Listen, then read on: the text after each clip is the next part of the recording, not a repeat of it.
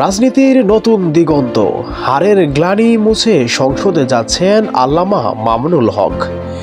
বাংলার রাজনীতির আকাশ যখন পরিবর্তনের হাওয়া বইছে, ঠিক তখনই এক নতুন আশার আলোয় ডানা মেলছেন আল্লামা মামুনুল হকের ভক্তদের হৃদয়ে।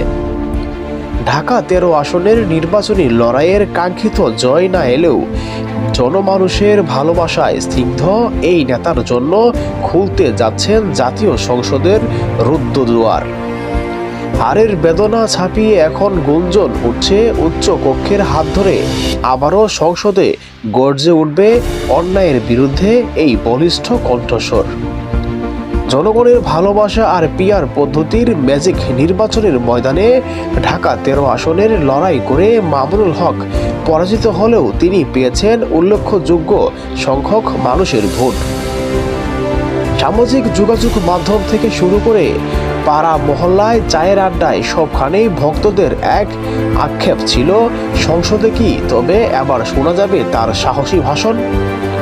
কিন্তু বাংলাদেশের রাজনীতির দ্বিকক্ষ বৈশিষ্ট্য সংসদ ব্যবস্থায় এক সংখ্যা অনুপাতিক প্রতিদ্বন্দ্বিত্ব পিআর পদ্ধতি প্রবর্তন সেই আক্ষেপ ঘুচিয়ে দিচ্ছে। আবার সারা দেশের প্রাপ্ত ভোটের শতকরা হারের ভিত্তিতে উচ্চ কক্ষের 100টি আসন বণ্টন করা হবে, যেখানে মামুনুল হকের জায়গা পাওয়ার সময় এবার ব্যাপক হারে।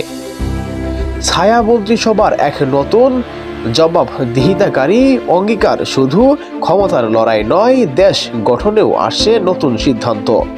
জামাতের ইসলামের এই জাতীয় নাগরিক শক্তির পক্ষ থেকে ঘোষণা করা হয়েছে ছায়া মন্ত্রিসভা গঠনের। আসিফ মাহবুব, সজীব ভুঁইয়া এবং শিশির মনির ফেসবুকে দেওয়ার বার্তার মাধ্যমে জানিয়েছেন, ক্ষমতাসীন দলের প্রতিটি পদক্ষেপের ওপর নজরদারি এবং বিকল্প জনবান্ধব নীতি উপস্থাপনের জন্য এই ছায়া মন্ত্রিসভা কাজ করবে।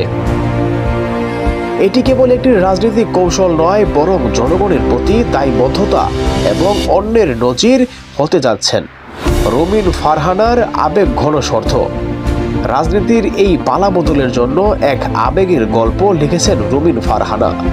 ব্রাহ্মণবাড়িয়া 2 আসনে স্বতন্ত্র প্রার্থী হিসাবে হাস প্রতীক নিয়ে বিশাল ব্যবধানে জয়ী হয়ে তিনি প্রমাণ করেছেন, জনসমর্থন কোনো দলীয় প্রতীকের মুখ্যপেক্ষী নয়, তবে জয়ের আনন্দ ছাপিয়ে তার কণ্ঠে ঝরছে সহযোদ্ধার মতো মমতা।